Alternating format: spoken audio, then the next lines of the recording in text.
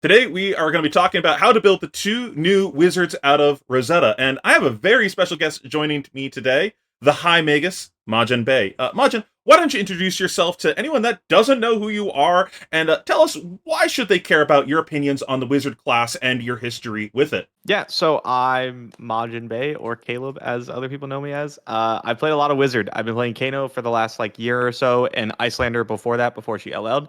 I've top aided Callings with both heroes. One battle hardened, one battle hardened. Lots of second places, but only one battle hardened win. So yeah, I've been around the Wizard class. I've pretty much been playing Wizard any meta that it's kind of okay to play Wizard. I've played Wizard in. Bit of a expertise with the class. I know I originally was following you back in the day with Icelander. The way that you navigate through the games as Icelander was really interesting. Oh, thank you. So I let's like that jump hero a it. lot. I miss her every day. I know, man. I missed one. Do you want to pay the one? Oh my god, I Yeah. miss the Uh-huh. Frosty Boys. So let's jump into it and start talking about Verdance. God, I can't remember the hero names. I mean, I just call Oscilio Zareth every time, so can't give you a hard time for that. When I was at the world premiere, I was on stream for one of the games, and Fung came up to me and Michael Fung came up to me and asked, "What hero you're playing?" And I'm like, I don't know. This one. Earth Wizard. I still don't know the card names from Parthimus Phil. I'm sorry. Oh my god. I'm a Yeah, Verdance menace. is a Now, if you are watching for one specific hero and you're only interested in seeing one of them, I'm going to have timestamps down below so you can check out the other hero. Verdance is cool. She's alright. She's nice. I thought she Extra, was gonna be. Oh, sorry. Go ahead. I didn't mean to cut no, you no, off. I was just going to say extra 4 health. Yeah, the extra 4 health was really nice. 40 health wizard is very good. She also I thought she was gonna be completely unplayable. Once we got all the Really? cards revealed, I thought she was like a bot, like PvE status, like Phi. I thought No. because I thought why would you ever play Verdance when you could play Florian? He's got the better fridge. His cards are on average stronger. And then I got my hands on Verdance, and I was just squeaking out games that I was losing as Florian, and I'm Mhm. like, that's weird. And it just kind of Just kept happening. I guess we're going to get into that in a second of how are we swindling people out of these games. Yeah. Uh, let's get to the cooking. I'm sure you've been in the kitchen for quite a while with these wizards. Let's start with Verdance and explain what's the hero trying to do. What are the important cards? How are we trying to win games with this hero? What is she about? Yeah, so Verdance is very much like Bolander. If you guys remember Icelander when she would just play Wounded Bolt, this is basically that deck.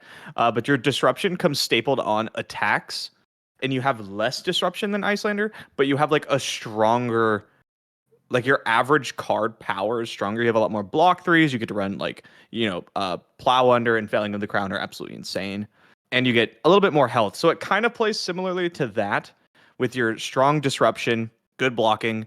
But she has a pretty interesting end game that has to do with her hero power, where if she gains a life, you ping one. So you get in a lot of spots where you're able to keep pushing yourself higher and higher life total at end game spots and chip your opponent down. And it's just really hard for them to deal with. If you keep Fruits of the Forest and you gain 2 and deal 1, and then you also attack them, it's hard for them to deal with both at the same time. So is it a lot of nickel and diming your opponent? Yeah, a lot of nickel and diming your opponent. They're gonna want to keep big hands to try to get over, all the stuff you're doing, and then your disruption helps you there. You block out very well. I don't know if you've played with Bark Skin yet. The chess piece, that's a card. It's That thing does some serious work. it's like Husk Junior almost. It kind of is. It's like build your own husk. Yeah. I blocked many a swing bigs with the help of Bark Skin. I would like to Yeah, where do play you want to two start? Felling of the Crowns this turn. Yep. Yeah, no, it's pretty good. I will say that's a huge draw to these heroes too. These two uninteractable disruption Yeah. cards. Just this is no matter what happening. No blocking can stop this. Just this is happening. Yep. I think we'll talk about the decompose stuff first, I guess. In order to turn your hero on, you need to hit 8 earth cards in banish, which is actually quite difficult. It takes a lot to get there. You will get there over the course of a game, but it doesn't just happen. You have to consciously work towards it, right? But I would say the big breakpoint isn't actually 8. Like getting to 8 is really nice, but you actually don't care very much. The big breakpoint is getting to 4 because it turns on your felling of the crowns +4, your plow hunters +4. It activates bark skin, right? Like that's been a little bit more relevant to me than like actually getting to 8 with Verdance. I think that might not be the case with Florian. I think he cares a little bit more about getting to 8. But so I've been really focusing on like not compromising card quality just because it has decompose printed on it. The first thing I did was take all the lists that other people were making and I cut like Tillings and I cut the one that gains 1 life. Or I was just like, get all this crap out of here. I want efficient cards that block well, and I want it to just kind of like the decompose is going to happen, right? We Mhm. have Felling of the Crown and Plow Under are the only two active decompose cards where it's like on our turn where we're doing something. And then outside of that, we just have Rootbound Carapace, 6 copies. The reds and the yellows block 4, block 3 respectively if you decompose. And like that, it's been enough for me. Anything else other than these like 12 copies of decomposed cards, the quality just drops tremendously. Uh, Yeah, so it's I not like think you need to that like be doing it constantly. You just need to no, be able to do it enough to hit your threshold mark. So like anything after that is just whatever. yeah, it's just a little bit, a little bit nice. You get the pluses and everything, and that's cool. But you'll see that I keep a pretty high Earth count, but I just really don't want to be playing like block 2 Earth cards that aren't actually good. So let's talk about the ones that are good then, I guess. What Let's are do we that. like Yeah. prioritizing the good cards? Yeah. So Felling in the Crown and Plow Under are obviously like nuts. They're insane cards. They're the only reason Earth works. They're so ridiculous. The uninteractability of it, that's not the right word, but you get what I'm saying. Yeah. Very I think good. I Very also good. said it that way, but it's like I don't know what else to call it other than that. You get what I'm saying. And then we like highly prioritize just Earth 3 blocks. Like we have 6 copies of Autumn Touch in this list. It just blocks and it says Earth, and that's good enough for me. And so like we have those. Pulsing Aether Life is a great card. It actually like works towards your things, right? It does arcane damage, it gains you life, it blocks 3, and it's a non-attack. That's Hmm. great. And then same thing with Channel the Millennium Tree, where it like fills kind of a niche role where it's like, oh, okay, if the game's going long, you are a wizard, so people might try to fatigue you. And Channel the Millennium Tree makes that really difficult for people. It also is an Earth non-attack action that blocks 3. Therefore, 3 copies go in the deck. You'll find that a lot of these Earth cards are there just to block. Like I cast Channel in probably like a third of my games. It's also probably nice having cards like that where you can like extend your hand if they just try taking a Exactly. setup turn. Like Yeah, that's a big one. I I don't believe you can use all 5 cards, so I'm just gonna Arsenal pass, and you're just like, all Yeah. right, blasting time. Yeah, channel into our weapon, Surgeon Aethertide. Maybe we should talk about that one really quick. Yeah, that's Um, probably an important one. I've yeah, been seeing a so lot of nonsense about this card on Twitter. yeah, there's a lot of stuff you can do with Surgeon Aethertide, which we'll get into, but like you have to understand that for the vast majority of your game, with Verdance, every single weapon that you can play is terrible. Surgeon Aethertide is a bad card. This is not a good Waning Moon deck. Her weapon sucks. So let's just get out of the way. All your options are bad. Why However, isn't it a good Waning Moon deck for like people that okay, don't understand? great question. So it just doesn't work in your like cost curve and what you're trying to do. Your most powerful things are blocking out with 2 cards, usually Earth cards, and sending Plow Under or Felling of the Crown. And none of those turns have room for a Waning Moon, and you can't even activate it. If you Mhm. want to activate Waning Moon, you have to start playing things like Harvest Season. I mean, Pulsing Aether Life is a great start, right? But like even then, that's a 2 card 6. That sucks, right? We don't want to do that here. Those are Kano numbers. We want real numbers. So It it just doesn't sucks. like yeah, exactly. It just doesn't fit into your like turn by turn scheme. And then if you want it to, the cards you have to include to make it work better for you are just not ideal. Now, I have been playing a lot of Waiting Moon. If we scroll to the sideboard, I think I may even have Yeah. in the board. Yep, I do have it in the board. Because I like to have against aggro decks where I'm not going to do any combo shenanigans, and we'll talk about Surgeon's combo shenanigans right after this. I like to be able to go Stormstrider's Emeritus Scolding, Waning Moon you, and be like, you start the game at 7 life, right? Or taking 7 damage, basically. Mhm. It can be very helpful because it kind of like makes fake on hits when the game gets low, right? If you're at 10, taking 3 damage from a an E-strike or whatever doesn't actually have an on hit, but now you can't go down on your resources or I might just kill you. And then it forces them to start trading cards with you to stay healthy, which is what you wanted to begin with. Exactly, because if they're going to play the block 2 send 2 game, I'm going to win that game. All right, let's But get yeah, back so to Surgeon Aethertide. Sorry, I'm just a rambler, bro. no. I've We been can bounce. We yapping. can bounce. Yeah. So it says pay 2, deal 1 arcane damage to an opposing hero, go again, and then the first card you play with an arcane damage effect, it basically gets pumped by how much damage Surgeon Aethertide does. Historically, very bad card. What we can do here is now with the inclusion of amp things, such as Channel the Millennium Tree and Rampant Growth Life, we can amp an effect, and amp is the first thing in the entire game that can pump your weapon's damage for Wizard. So if we pump the weapons damage, we gotta get to double dip on the damage. If we have Channel Millennium Tree out, this does 4, and then if I cast a Zap, which normally does 1, that now does 5, right? I get to double dip on the arcane damage buff on the amp, and that can be very, very powerful. We have a end game setup here to kind of beat out decks that are going to fatigue you, and it includes Surgeon Aethertide, healing potions, which you set up throughout the course of the game, and then multiple copies of Rampant Growth Life. So basically, you can set up 3 copies of healing potion. You can pop them all. You can cast your life. This is really weird how you have to do this. You cast life, Rampant A lot Growth. of understanding how the stack works. Yeah. You let life resolve. The Verdance ping will go before the Rampant Growth. So you let the ping resolve. And then before Rampant Growth resolves, you hold priority, you cast another life Rampant Growth, and you just allow that to happen again. And then before the Rampant Growth resolves again, you cast the third one, life Rampant Growth. Let the life resolve, let the Verdance ping resolve. And then if you sack all your healing potions, right, you will have pinged your opponent 6 times, you will have gained 9 life, and you will amp 27. That's pretty decent. Pretty good. And then like we talked about, you get to double dip with Surgeon Aethertide. Boom. 28, and then your zap does 29 if it all hits. I'm not very good at math, but that's usually more life than people have. It's an amount of blasting. That's pretty good. It's an amount of blasting. Now, pitch stacking 3 Rampant Growth lives is actually really difficult because they don't block and everything. So we have this nifty little headpiece in the main deck called Plume of Evergrowth, which allows you to real quick before we jump over to that. Yeah, go ahead. Something to understand about the whole hold priority thing with this too is unlike I think Magic, the way it works is it's just like a singular card resolving. These are like 2 individual spells going on the stack. Yeah. So you do get to hold priority between the resolutions of the 2, which is so weird but cool. Sorry to cut you off like that, but no. Okay. Not an intuitive interaction that I think a lot of people watching this probably wouldn't have known. Mm-hmm. So yeah, Plume of Evergrowth.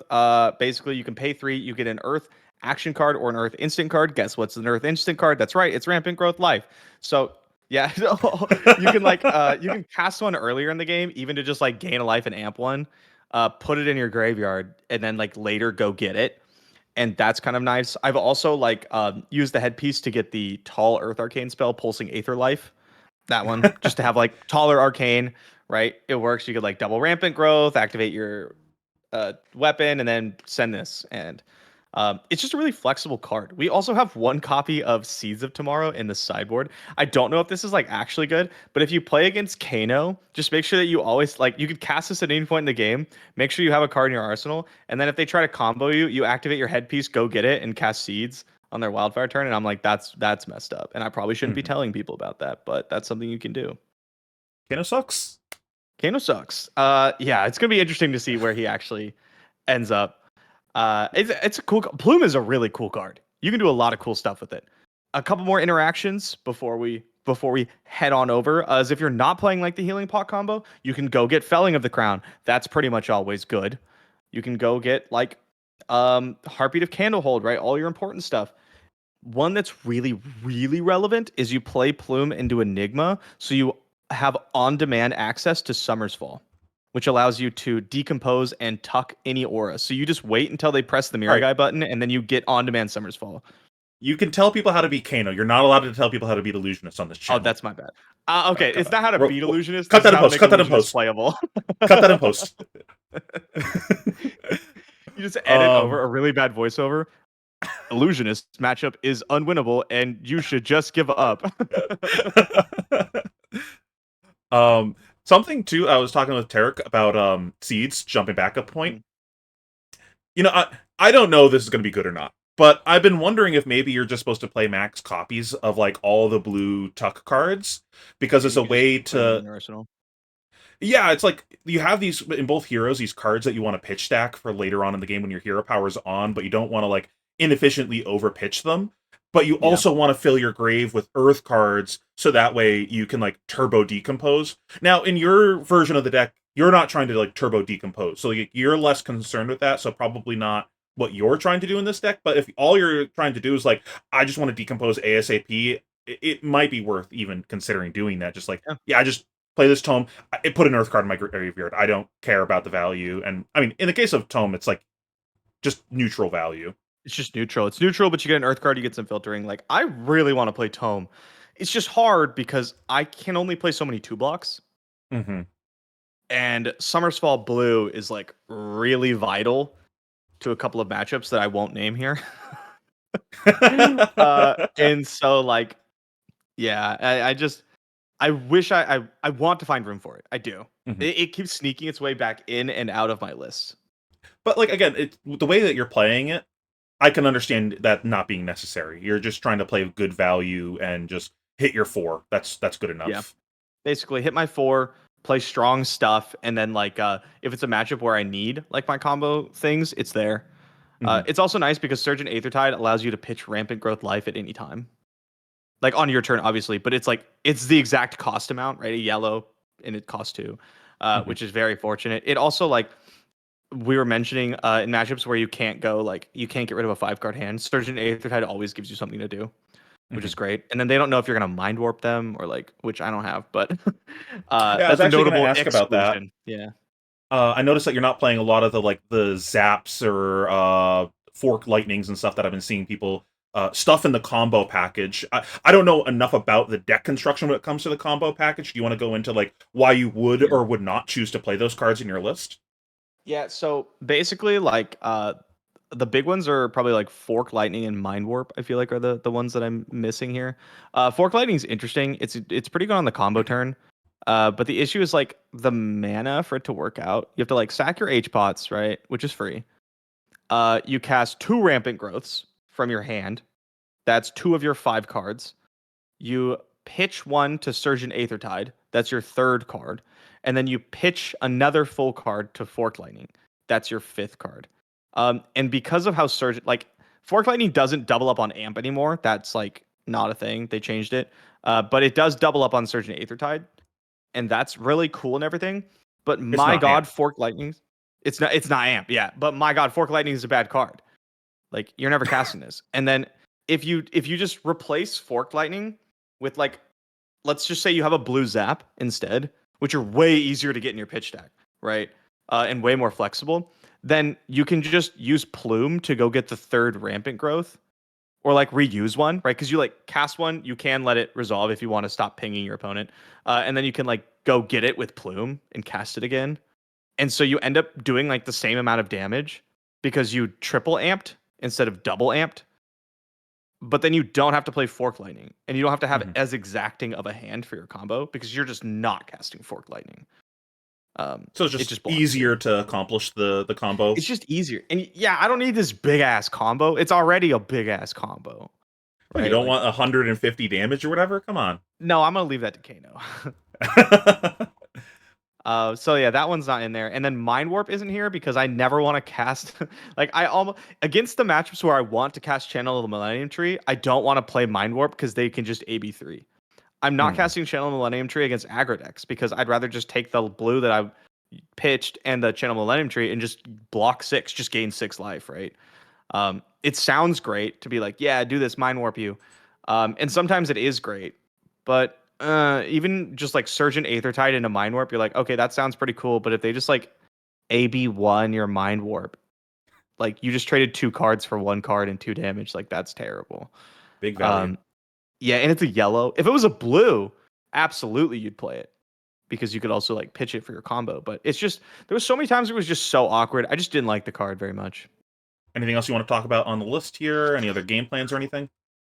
Yeah, I mean, we have a lot of disrupting attacks. Plow Under, Felling of the Crown, CNC, Weakest Link. You see all those. CNC is the mainstay. Weakest Link might end up being something else. Could be like a Race Face or something. Depends on where we end up. We have the 6 copies of Summer's Fall for the matchup that won't be named. Um, Warmongers is kind of just a mainstay. It seems like in this format, like this is the Mhm. freest Warmongers has ever been to put in a lot of top tier decks, and it's going to be like one of its most impactful spots because Azalea is big, Runeblade's making a big comeback, and it's a blue non-attack block 3, and we like those because of our chess piece. It's also like pretty decent into Dash IO, who's getting significantly better with the Armory deck. Yeah, significantly better. No, it's like it's also good into Oscilio, like out of nowhere. Um, so there's just like it's just a good card. It's going to be in the deck like more often than not. I know it says that it's in the sideboard here, but like it will end up in the Mhm. 60 that I present very often. I got a lot of equipment that I'm working with. Yeah, so we have Constellus. This is for like when I want the AB1. So like Kano and stuff. But the thing is like our other chess piece is so good that I don't want to get rid of it. So like against people who are attacking me, I'd rather have Barkskin because I just gain so much life. Like I'd have to pitch so much to Constellus to like get the same amount of life. But against specifically like Kano, it's pretty good. I don't know if it's gonna end up in the final list, but it's there. Crown EP is there to just like help you against super aggro decks like Aurora and stuff. I don't have time to activate my plume. I'd rather just like have 2 more life. And so Mhm. that's what that is, especially because you need to block breakpoints. You know, Dash IO is going to want like boom grenades hitting in things. Aurora wants her Runeblade boom grenades to hit. And it's my job to stop them. So, like, Crown of Providence is really good there. Nodes is our like go to AB1 because our glow slot sucks. And while we do have Storm Striders in the main, it's AB2 and incredibly inefficient for pitching to Rune Chance. Right? Because you have to pay 2. You can't just pay 1. Mhm. So that's usually where we board in for our AB. We do have AB4, which is kind of cool if Kano's still a thing. Like I mentioned, Waning Moon I like against the more aggressive decks like Aurora and things like that. Probably like Dash IO where we need to kind of go quick, and I want to just be able to like finish the game at any Mhm. time. And then Well Grounded is another one where I'm like, if on hits are really, really important, maybe I want it. But the only thing is like if on hits are important, then they're probably an aggro deck. And if they're an aggro deck, I kind of want Stormstrider's Moon. So I'm like really on the fence about a couple pieces of equipment here. Yeah, this seems like it would want to come in with the crown, but then that goes counter to the point that you've been making about the Emeritus plan. Yeah, exactly. So it's like, which one do I want more? And I'm just gonna have to kind of feel it out. There's been a lot of matchups where like um Stormstriders is really good, even when you don't expect it to. And a lot of those matchups come down to Scour. Um, like Stormstrider Scour can be very good. Scour is honestly one of the reasons to play Verdance over Florian. This card is Yes, incredible. Yeah. when it's good, it's probably one of the most messed up blues in the game. Yeah. And when it's not, it's just a blue block 3 non-attack, which is what you want anyway. So like you're really happy to play this card. With Kano, there's like real cost to putting this in your deck. But like for this deck, it's basically free and it's so powerful sometimes. Other than the class that won't be named, what else? What is this good into? Okay, well, other than the class that won't be named, you do a lot of random stuff. You just snipe agility tokens. If the Rune Blades decide they want to, because you're slow, right? If the Rune Mhm. Blades decide they just want to like OTK you and stack up Rune Chance, you're just like, that sucks. You just blow them all up, right? Your Florian takes a turn to cast Germinate and makes 10 Rune Chance. You just like kill them all. Oh, thanks. Like, Now I have targets for yeah, this. bang.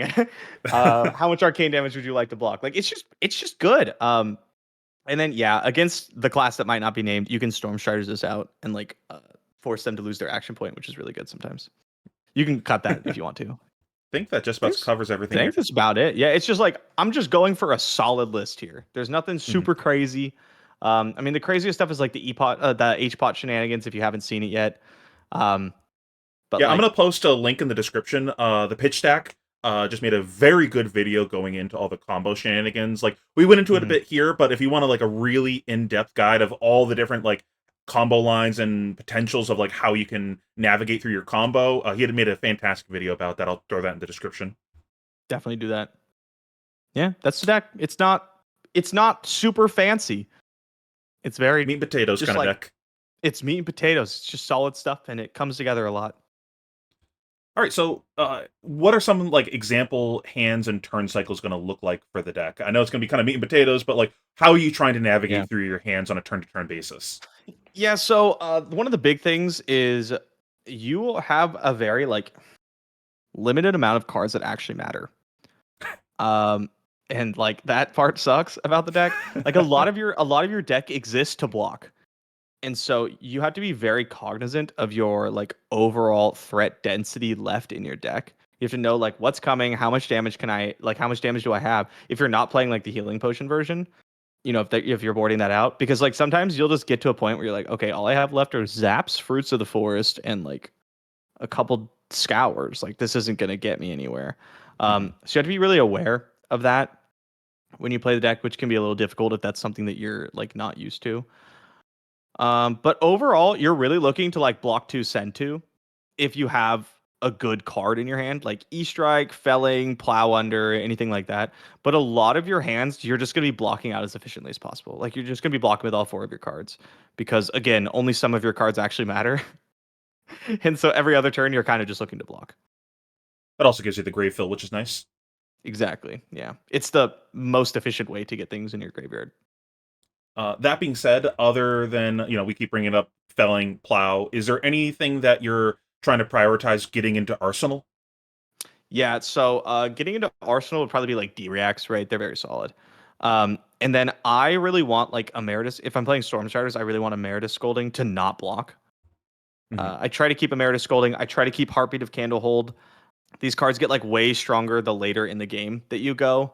Heartbeat very strong because it like gains you 3, deals them 3, and has go again, so you can send another attack. Right, you like a really strong line is to like pitch a blue Heartbeat. It's 6 points worth of value, and then you come in with like a CNC or a weakest link to put some extra pressure on their hand. Super strong late game stuff.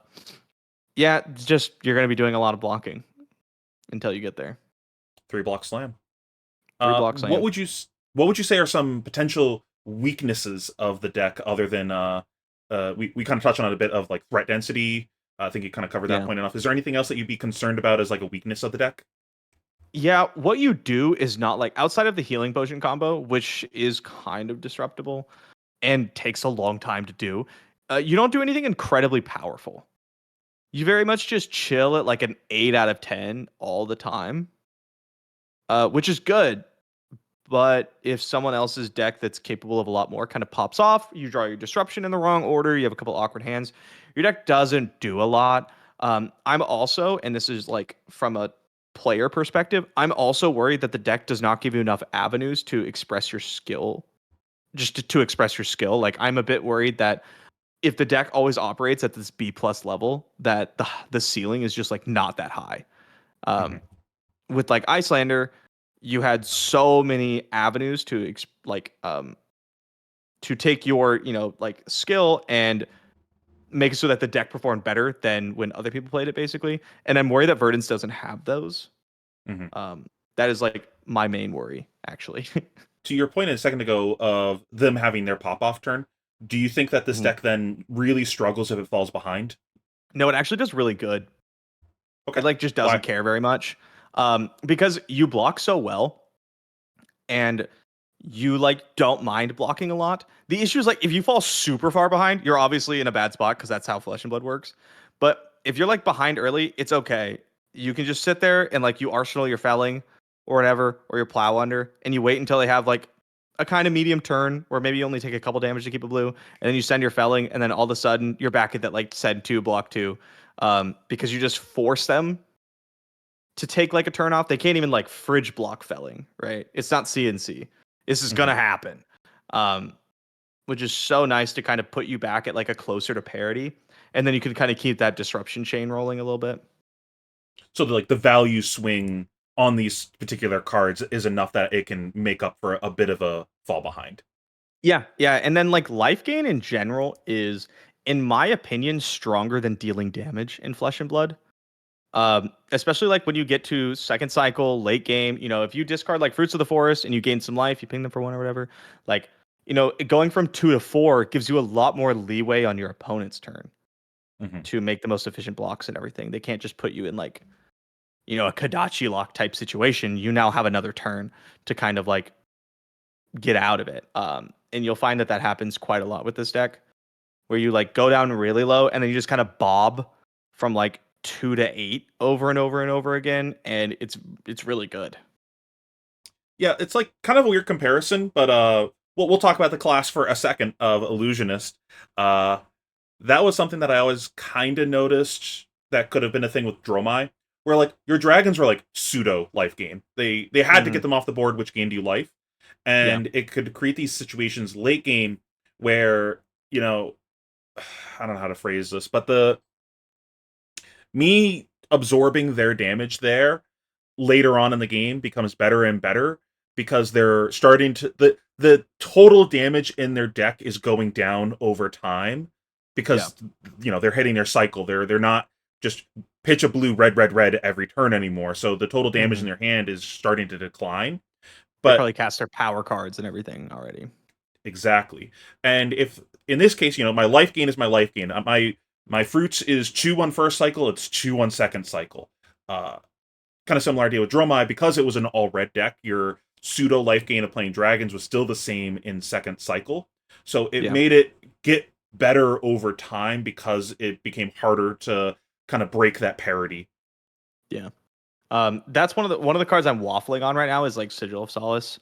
It probably Mhm. sits in the Yellow Autumn's Touch slot. Just because like the life gain is good. And once you're turned on, you save Sigil for your turn, you cast it, and it like gains 3 and deals 1, which is cool. I just really like having like I just really like having 3 blocks that are Earth cards. They're really hard to come by. So we'll see where that ends up going. That's probably like a meta decision more than anything else.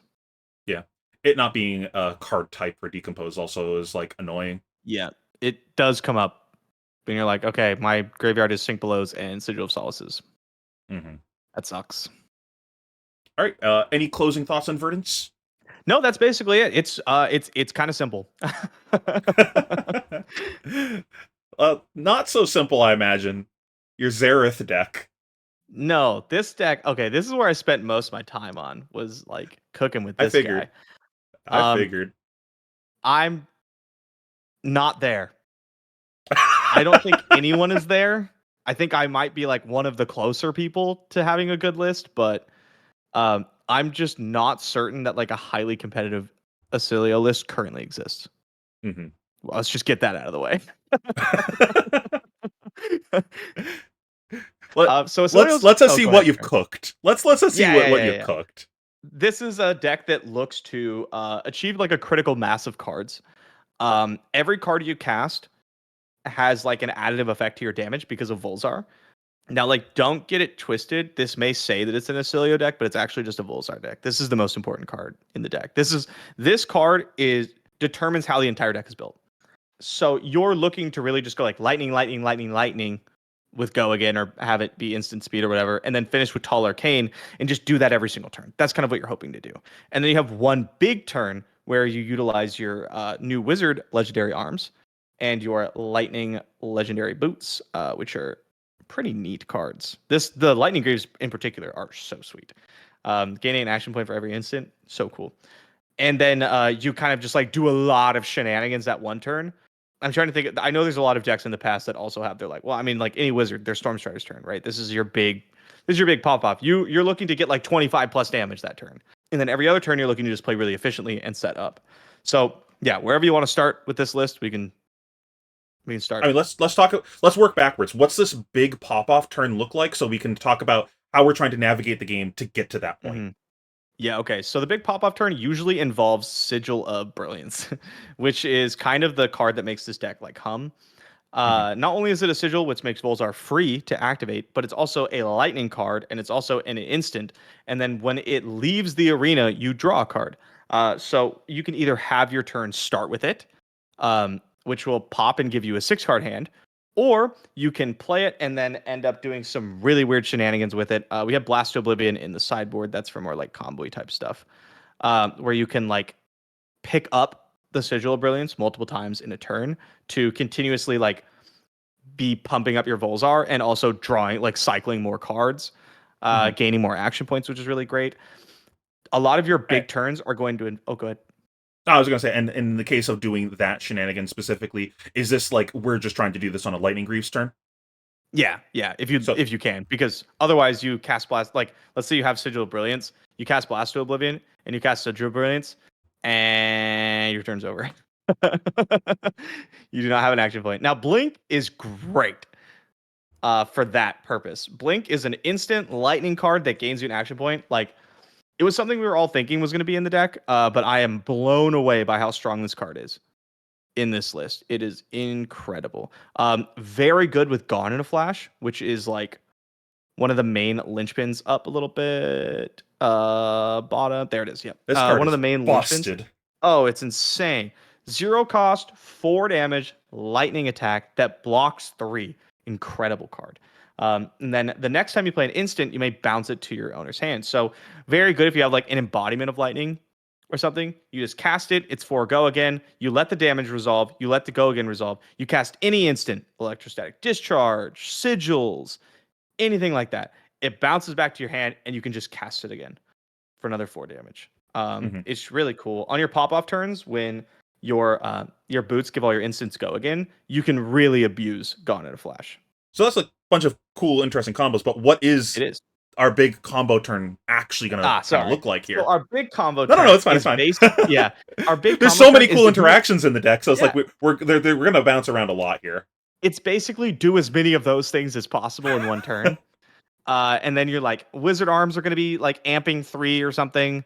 You're going to have a couple extra action points, so you get to send a bunch of attacks, right? You're probably going to do like 16 plus damage just physical. And then you're going to end the turn with a really big, either like arcane spell of any kind, Comet Storm Shock, Etchings, Mind Warp, anything like that. And you're just like, okay, here's a bunch of physical damage and 12 arcane. And what's really cool about etchings being like the main arcane damage that we deal is that you use this to end your turns, but then by doing that, you return a sigil, usually Sigil of Brilliance to your hand, and you get to just play 5 to 6 card hands all the time.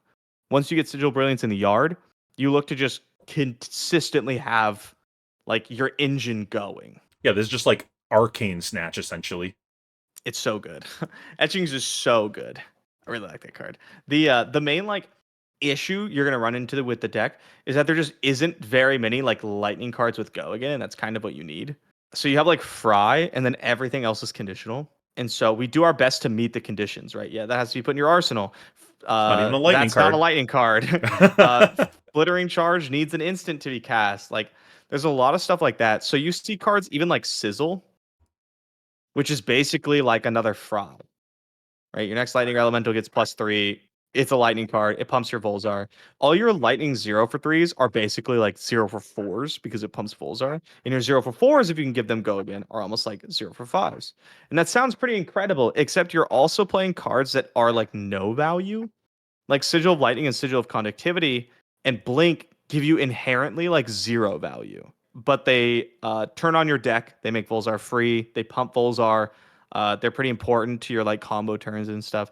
So you'll see a lot of decks that are higher on sigils. I run usually between 6 and 9. Like sometimes I don't even have conductivity in my list because they're just not the greatest cards, but they're like a necessary evil. Outside of Sigil Brands, that card's nuts. That card's so good. But it gets the engine of the deck humming. It gets the engine of the deck, and then you can board into. If you have more sigils, you can board into this like Gone in a Flash, and then you'll see Glyph Overlay. I think it's called in the board, and these are what I'll board into if I need a really big combo turn, because that's when you can get like a lot of stuff going. Right, you get your sigils in play, you pop your arms, you Glyph Overlay, sack 3 of them, do some stuff. You have more action points. You keep doing stuff. You keep sacking stuff. Like it's just you can have like a really big turn with this Blast to Oblivion in your boots. So does this deck have some crazy big combo like this does with the healing potion thing? Or is it just that It one big turn at the end? it's one big turn, usually just whenever you can get it.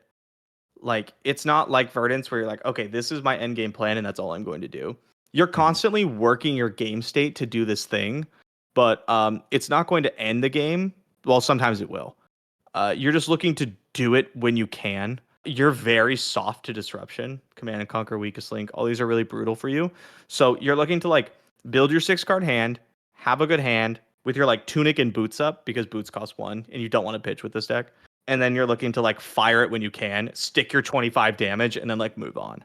In the games where you can do that are the games where you win. So you're just like either ending the game that turn or just like resetting the game, but you have a big life lead and you're an arcane damage deck. Surely you can close. Exactly. Yeah. Can you block 6 arcane every turn? I didn't think so. Kind of thing. The other big card that like gets you advantage. So that's how you win games, right? Is like you may not win on the spot, but it wins you the game. The other way you can win games is through abusing Channel Lightning Valley, which is a very strong card.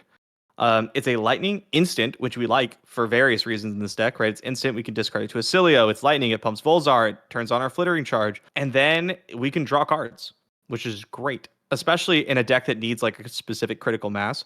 So on your big boots turn, a lot of times you'll look to have like Channel Lightning Valley and Sigil Brilliance or something. And then you kind of like go, maybe you set up Channel Lightning Valley. And I'll often set up Channel Lightning Valley, try to get my draw in, but usually it just forces my opponent to block a bunch. And then instead of like attacking again with Gone in a Flash or something else, I'll just pitch it to Volzar. I'll take I'll lose 3 to 4 damage to keep it around for the next turn to try to prepare for my huge turn. Because I'm like, okay, they blocked enough. I got them off disruption. I'm set up. Like, let's do it. And then the next turn, you try to have your like big pop off turn. Yeah, it's like the card here is worth 4, but next turn this one card might be worth like 7, 8, 9, or something like that because of the multiplicative scaling. Exactly. Yep. So you really got to like pay attention to that. It is a wizard deck, and it's more like people are like, oh yeah, it's a Runeblade deck, but it plays like a wizard deck in where you need to understand that like the printed value on your cards is not the value you're going to get out of them. Sometimes you're going to get more, sometimes you're going to get less. And your job is to find the spot where you can make your cards worth the most value. Kind of like Kano. Wildfire's not worth 4, right? No, it's worth like 25. You just have to get it to work like that. And you're going to have to take less efficient turns in order to make that happen. The value of Wildfire is getting Pheano to make a bunch of Rage Kano videos. That's true. Yeah. We got the channel, with the Gaunt and the Flash, we got the sigils. Yep. Are there any other key important cards that we need to kind of keep in mind or we're trying to like do shenanigans with? Yeah, we the whole deck shenanigans. We have electromagnetic. I think electromagnetic somersault is what it's called. Yeah, that card is cool. So on offense, basically, it's just like play your best card twice, which is really cool because it allows you to like, if you Flittering Charge, you can cast it, and then it bounces Flittering Charge back to your hand, and you can cast it again. So not only did you just like make a fake 0 for 4 into your hand, but you also got +1 on Volzar, which is very nice. So it's like that Flittering Charge. This electromagnetic somersault would be worth 5 in that case, which is very strong. If you get to do your arcane at the end of the turn. And then on defense, you can block with like a Gone in a Flash and an Enlightened Strike, block 6, and then cast Somersault on the 2 of them. They block out the damage, and then they bounce to your hand. So you can just like stuff a CNC. The issue is that we are not very good at blocking 3 with our attacks. We only have 9 attacks to block 3 in the entire deck, but it comes up. So there's that. There's a really weird interaction with Channel Lightning Valley and Gone in a Flash. If you cast Channel, like let's say you cast Gone in a Flash with Go again or whatever, and your opponent says no blocks, and you flash in Channel Lightning Valley, well then Gone in a Flash bounces back to your hand and you don't deal any damage, you don't draw a card. If you let the damage resolve and then you cast Channel Lightning Valley, you bounce Gone in a Flash back to your hand, but you've already dealt the damage, you don't draw a card, and then you've already dealt your first damage that turn. So no matter what you do for the rest of the turn, you won't draw a card. So you basically have to always play the channel first if you want to do the thing, but it's still inefficient. Yep, it's like kind of annoying, but that's the price you pay for having 2 like super powerful cards. You also can't lightning press Gone in a Flash. Like you can, but then if you bounce it, obviously you don't deal any damage, and so you can just choose not to. But then it's like just a 0 for 4. It's a bit awkward. The card is like so powerful. Yeah, the card is so powerful, but you have to jump around a lot of hoops to like really make the most out of it. I'm trying to think of any more shenanigans. Sigil of Conductivity stays around a lot, which is cool because it makes your because it doesn't pop on the beginning of your turn. Right? It has Arcane Shelter, so if they don't deal arcane damage, it just stays. Mm-hmm. And so if there's a deck that's going to look to take you late and is not going to deal you arcane damage, you can build up Sigil of Conductivities and then maybe have a turn where you like play a sigil, hit them with etchings, get another sigil, play that sigil, and now you have like 5. And then on that next turn, you pop your arms with the sigil leaving the battlefield trigger on the stack at the beginning of your turn. Amp 2, cast Glyph Overlay, shuffle the other 3 into your deck, get your embodiment of lightning tokens. Amp 3 more, right? Like in Glyph hits for, what is that, 6 plus 2, 8, without activating Volzar or anything in that scenario. Plus, like, if you pop your boots, you just get to keep doing stuff. Yeah, so you can do some nasty things with this deck, especially with like Blast to Oblivion and stuff like that. It's really cool. I can understand why you're saying this is the sigil that you sometimes wouldn't want to put in the deck, though, because like if you Yeah, don't have a way to get it off the board. it's really awkward. Yeah. Because that's it. It's just Blast to Oblivion, Glyph Overlay. So I do board in Blast, Comet Storm, and Glyph against decks that are going to take me late, where I feel like I need to have a really big pop-off turn. And in those matchups, I usually take out Mind Warp, because those matchups are going to be able to efficiently Arcane Barrier me, which means that Mind Warp is likely not going to be that good. And I take out Second Strike, because if you can't hit once, Second Strike is really bad. And then I Makes usually sense. trim like, yeah, I usually trim like one other thing. I don't know what it is. It's based on vibes for the third Comet Storm. The Tall Arcane's really nice.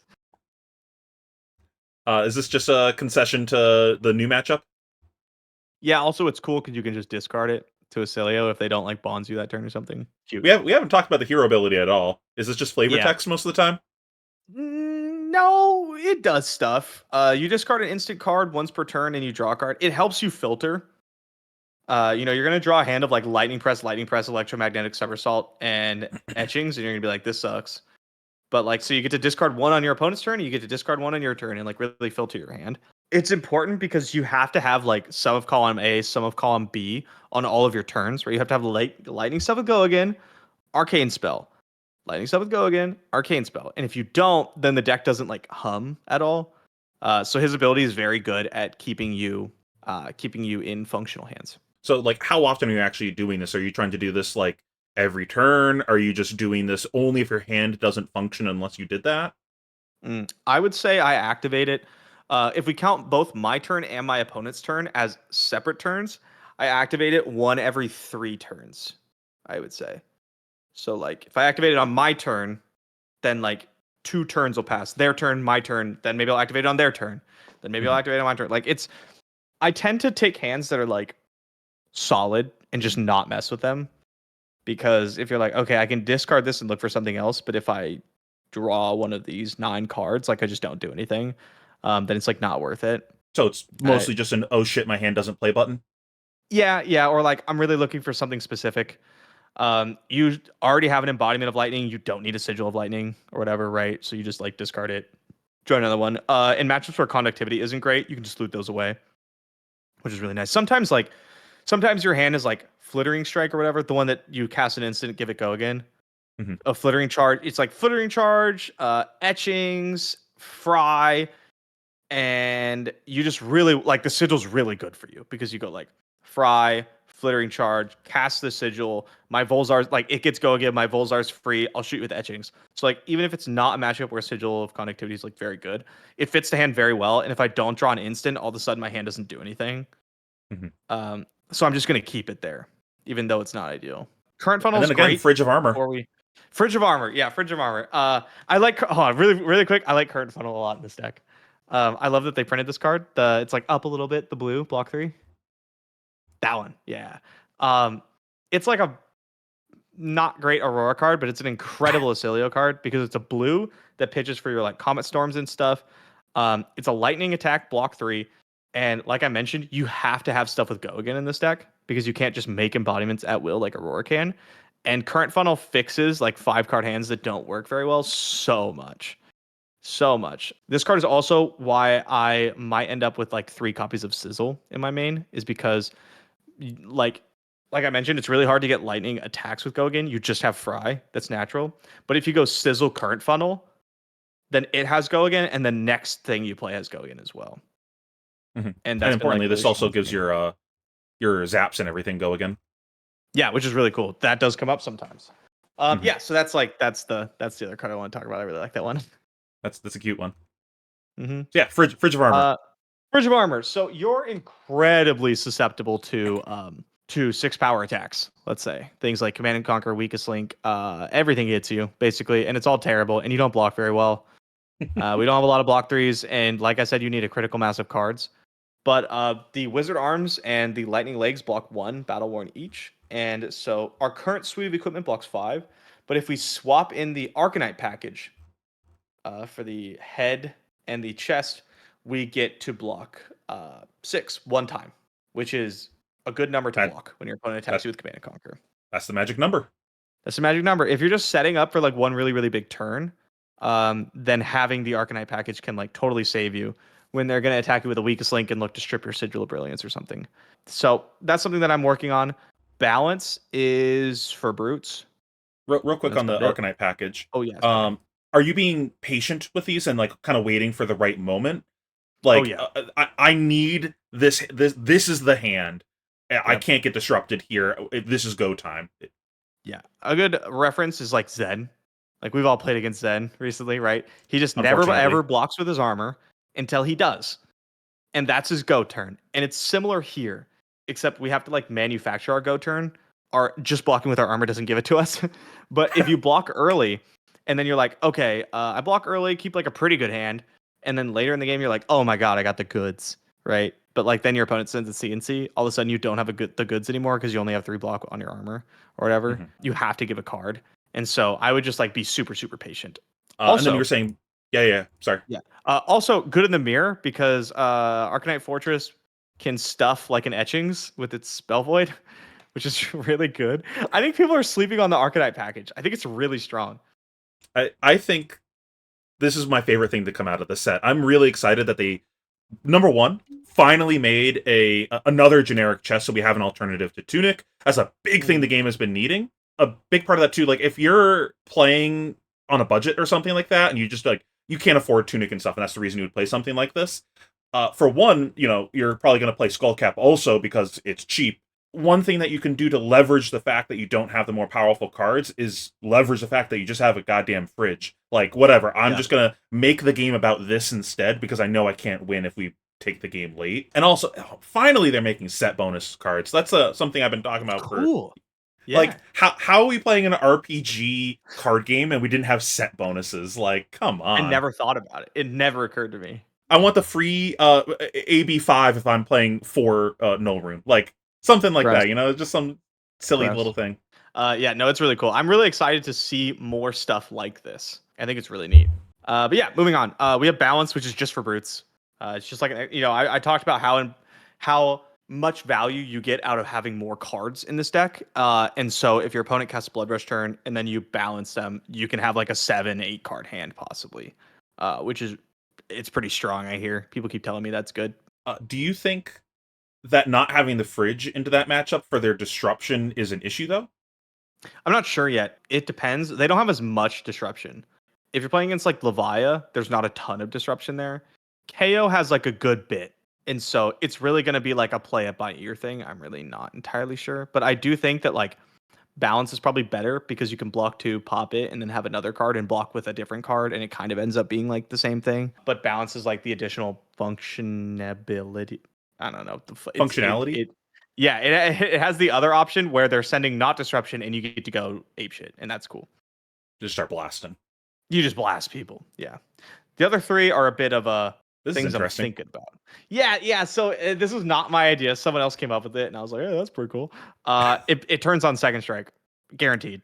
They would have That's to have it. like ward or something to stop that. Yeah. It draws you a card off Channel Lightning Valley and makes sure that your second strike is turned on. The armpit, like okay, so the lightning legs, insane. Absolutely unreal. Lightning Greaves is so good. The Wizard Legendary, not that good. It's fine. Like it's when I break it down, you're gonna be like, oh, that's good enough, and you'd be right. But like, it's not nuts. It's not key to the deck. You're looking to get like, you're happy to get 4 total value out of this card. Blocking with 1 and then getting amp 3. You're usually going to get 3 total value out of this card. If you just pop it at the first time you have 2 sigils on the board. Bro, that's crazy out of arms. Have you seen what illusionists have I to work know. with? I know. But hey, I just put Stonewall Gauntlet in my Verdance deck. This is the like Wizard has had common equipment this whole time. I know what you mean. Um, yeah, so it's fine, but it's like not insane, which is why I'm experimenting with other arms. Metacarpus Nodes gives you AB because we Covered actually that. only have AB1. Whoa, whoa, whoa, Uh, whoa, whoa. I know. Yeah, you can have that too, but in the main suite, you only have AB1. So possibly a second one would be good. But the question is like, when is nodes better than shock charmers in the matchups where you want the extra AB? And I think the answer is probably never. Mhm. So I don't expect nodes to like stick in the final version, but I kept it in there because I was like, I don't really have so many cards I want to bring in, and I'd like to keep these in here to constantly like keep experimenting with new equipment. Speaking of equipment with AB, is there ever a consideration for Storm Striders? If Kano's popular, then like you could play it, but I would rather play I would honestly rather just play the Arcanite package and Shock Charmers and have AB1 Spellblade 4 and just like be fast. But even for like the activated ability, like Storm Striders is a broken Oh, the card. actual activated ability. It is a good Yeah, card. like play the card for the Um reason it's played. yeah. Oh, yeah. Okay. Yeah. I see you. I think we get much more value. Like if you count up the points of damage we do with each, we get way Hmm. more out of Lightning Greaves. Plus it Hmm. blocks. Could be if a different like for this version of Oscilio, no. For a future version of Oscilio, absolutely could be. Yeah. So like just the things to make Striders broken just isn't there in this. Yeah, I mean, it's not. You're not doing that much damage, right? You're not wildfiring, and even if you were, what would you do after? But like with the Greaves, let's say you have Greaves gone in a flash 2 instants. Use your tunic, you pop the Greaves, gone in a flash, instant. It bounces back to your hand. You have an action point. Gone in a flash again. You've just printed 4 value. Cast your instant, bounces back to your hand. You have an action point. Cast it again. You've just made 8 value out of your Greaves, right? Like Hmm. that you wouldn't have had normally. And that's pretty good. We don't have those numbers with Storm Striders in this version. Every now and then, though, you get to do a fake Storm Striders impression where it's like they're really low, and you go, okay, I'll flash in Channel Lightning Valley, sigil of one of the lightning sigils, activate Volzar, shock you, like or shock you, activate Volzar afterwards, and that's like what 1, 2, 3, 4 damage at instant speed. Oops, you're dead. Yeah, and that will happen. And Yeah. then lastly, Shock Charmers. Yeah, I'm thinking Shock Charmers would end up being good in definitely against Kano, and probably against Oscilio. In the Oscilio matchup, I think I want the Arcanite package and the Shock Charmers package because the block on the Arcanite package is really strong because it's like mostly an attacking deck. You won't have the setup time necessary to get the amp pop off on your arms on the Wizard L. And then if you can keep people's spells from hitting the surge effect, the deck loses a lot of power. Like if you can't keep recurring sigils and if the mind warps don't stick, then you're like way ahead. So I'd rather have the extra block from the Arcanite package and then the Spellvoid from Arcanite and Shock Charmers. Anything else that you want to cover on the existing deck here? No, that's pretty much it. I would just say if you want to try this deck, like just sit down and goldfish it for like a long period of time. It's really And then, complicated. since you've been cooking so much on it, and you weren't like 100% sure on like the finalized build, is there Yeah. anything that's like not here that you've been toying with or thinking about, or just like considerations? Yeah, so there's like a card that I really thought was going to be a super slam dunk inclusion, and with this version, it's not. And that's like I don't have a maybe board or anything, but it's like eclectic magnetism or something. That first one, yeah. Oh, nice, I nailed it. 1 for 5, block 3 attack. Yeah. When it attacks, you may play a non-attack action card. This chain link is over an instant, like a spell, right? Like an arcane damage spell. And it seems like it's just like, oh, this fits perfectly. It's a 3 block for it's blocking for 3. It's a lightning attack. It attacks for 5. It lets me like attack with this, pump up Volzar, send Glyph Overlay or like etchings or something. This is great. But the issue is like the current iteration of the deck just does not want to pitch. But I could expect like magnetism, Glyph Overlay, and things to end up being like I expect to see a different like variation that is looking to pitch like once a turn instead, and possibly some other taller arcane, right? Like you can magnetism into Comet Storm, and that's like a 3 card 10 split damage. That's not too bad. It's it's like a solid card. Also the Aether Sigil, the one that like pings 1, amps 1 if it hits. Hmm. That's a notable card that's not here that a lot of people are playing. It's not a lightning sigil, and sigils are like I mentioned, just not that good of cards. They're inherently like no value. Aether Sigil's 1 value, 2 if it hits, which is cool. But if it was a lightning card, you'd play it, but it's not. Yeah, And and we don't so really get to take advantage of the other mode of playing non-attack as an instant because we only have the one card with Go Again. If just you one, don't, yeah. yeah, if you don't know how that works, if you play a non-attack action as though it were an instant and it has Go Again, the Go Again will give you an action point. So in the case of us playing this, we're going to play this. It doesn't have go again, so we'll use our action point, but then play something like this as an instant. We'll get back our action point.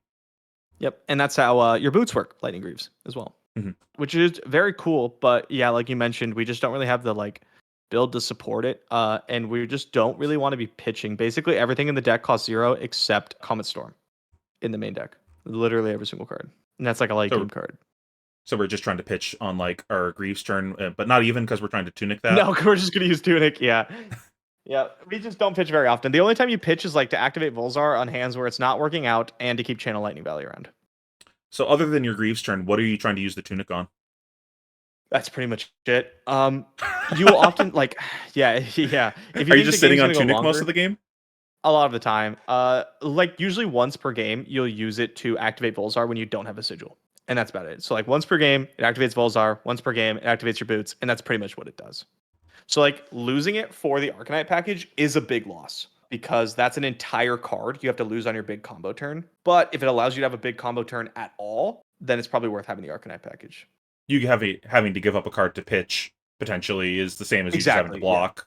Yeah. And if and there are more cards like if you're looking to play the bigger combo version, you play more cards that cost resources like Comet Storm and Glyph Overlay. So it is likely that you'd have to pitch more likely that you have to pitch anyway.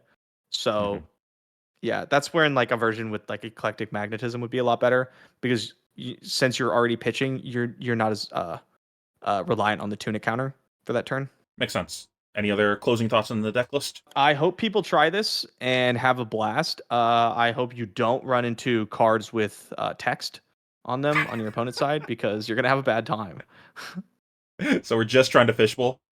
You're just going. You're just goldfishing. You're solitairing, whatever you want to call it, man. You're just like the second your opponent puts cards with text on the stack, you're gonna be like, "Oh man, New is a nightmare." Yeah. Oh dang it, New's a nightmare. Every single turn, they just attack you with like 2 things that ruin your day. Other than cards with text, are there any other glaring weaknesses that you found? If you can't get enough lightning cards, decks who easily run AB3 are tough because you can't amp up enough to guarantee your surge effect for etchings. And if you can't guarantee your surge effect for things like etchings, then you can't keep your engine going.